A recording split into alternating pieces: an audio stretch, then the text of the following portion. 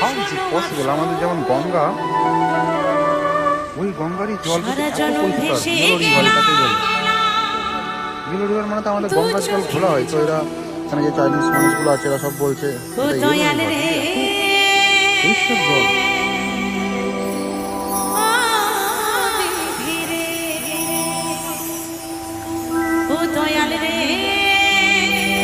এটা হচ্ছে ড্যাম,